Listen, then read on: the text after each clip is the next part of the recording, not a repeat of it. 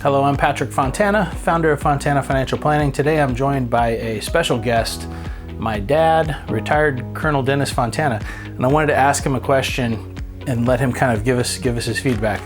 I don't know if you recall this, but a few years ago you sent me a draft of your obituary, and it said Colonel Dennis Fontana of blank and his loving wife Joan of blank, and went on to kind of lay it out, and it really threw me for a loop because you didn't even tell me what you were doing before you sent it. And so I was going to ask, because I think it's become something that I now appreciate, but why did you write it in the first place? Well, the real reason that I wrote it, when my own father passed away, he did not want to talk about his passing or his resume or his obituary. So when the event occurred and I lost Dad, then I had to scramble and do the best job I could. And I hope I did a good enough job because he had a very interesting and important life. And so I did not want my two sons to ever have to do that. So I came up with a draft.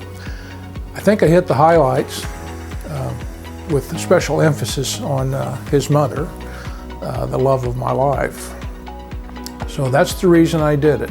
I didn't want my children to have to scramble and try to get nervous and fret over it, because we're all going.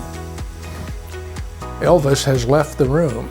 Well, you started a tradition because I've drafted mine, and I thought about the same things where my family wouldn't write the same things that I wrote, and it's written kind of in the same format, one page, real simple, and hopefully I'll update it somewhat over time.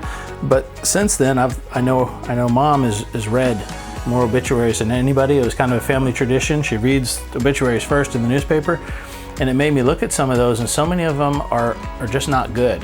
And under the pressure of having to write it, and then you end up listing these random relatives that maybe didn't mean anything to me.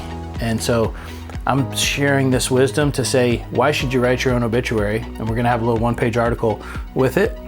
And it's a good practice. When you look at all the effort and money we spend on investing in our retirement and estate planning, this is something that's free and easy, and actually has been a good guider of, like, what do you do with your life? So I'm a fan of doing a draft of your own obituary, regardless of your age, and then update it and kind of use it as a driver for what you do with your life. Thanks so much for coming in the office today. Well, it's delightful. I would add one thing. When I drafted that, I also considered it my last chance to thank various people, coaches, band leaders, military leaders, and that's included in my particular obituary. It was my last parting shot to say thank you to very important people in my life. Awesome. Thanks, Dad.